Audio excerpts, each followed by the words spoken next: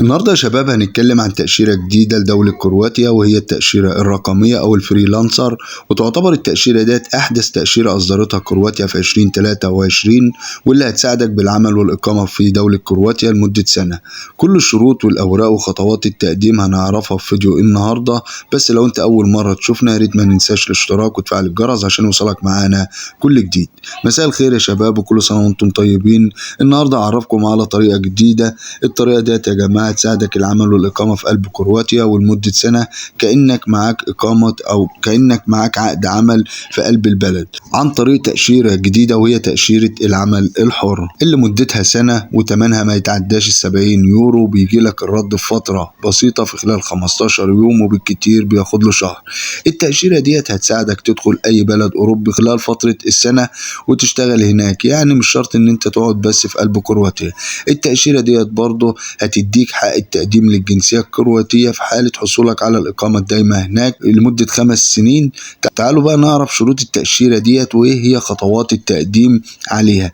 أولا كده يا جماعة، عشان تقدم على التأشيرة ديت في طريقتين: يا إما تقدم إلكترونيا وتملأ الطلب الخاص بالتأشيرة ديت، أو تقدم هنقول عن طريق السفارة.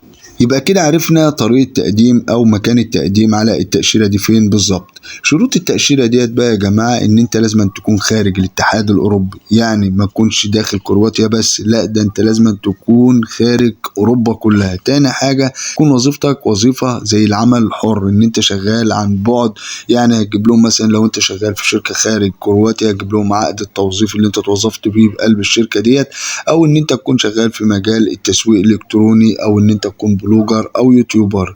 ديت الشروط يا جماعة اللي هتطلب منك لو أنت حبيت تقدم عليها.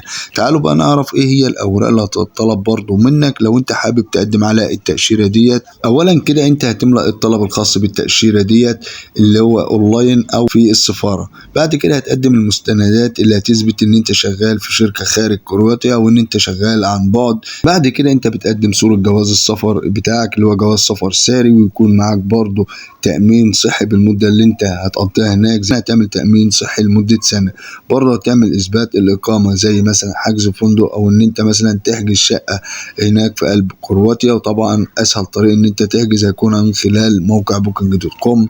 بعد كده الورقة اللي هي تعتبر مهمة اللي هو حسابك البنكي. هنا حسابك البنكي مش شرط يكون عليه حركة، بس لازم أن يكون فيه مبلغ ثابت، والمبلغ الثابت ده يا جماعة هم مقدرينه بيقارب 31,000 دولار أمريكي، او ان انت بتثبت لهم ان بيخش لك دخل شهري يعني قريب من 600 دولار. بعد كده بتجهز بقى فيش جنائي، والفيش الجنائي دوت بيثبت لهم ان انت ما يكونش ليك اي جرائم في البلد اللي انت مقيم فيها. ودي طبعا كل الاوراق اللي هتطلب منك لو انت جيت تقدم على التأشيرة دي.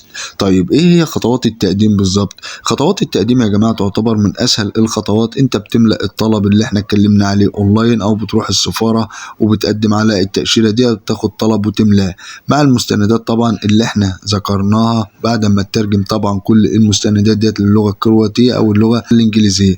وبتدفع ثمن التأشيرة اللي هو قريب من 70 يورو. بتستنى الرد زي ما قلنا، ممكن يجي لك بعد 15 يوم او بالكتير بيكون 30 يوم. وفي حالة طبعا حصولك على التأشيرة ديت هتقدر تدخل كرواتيا طبعا. وبعد ما تدخل كرواتيا لازما بعد 3 ايام بالظبط بتروح اقرب اسم شرطة وبتسجل عنوان اقامتك اللي انت نازل فيه عشان تقدر تاخد الإقامة المؤقتة هناك في قلب البلد. ودي طبعا كل حاجة خاصة بتأشيرة النهاردة. لو انت طبعا حابب ان انت تعرف كل حاجة بالتفصيل، وانا ان شاء الله يا جماعة اسيب لكم طبعا الرابط الخاص بالتأشيرة ديت عشان الناس اللي عايزة تفهم اكتر. بالتوفيق للجميع بإذن الله. ولو في اي استفسار ريت الناس تسيبوا لنا في قلب التعليقات، وانا في اقرب فرصة هرد عليكم. شكرا لكم وبس كده.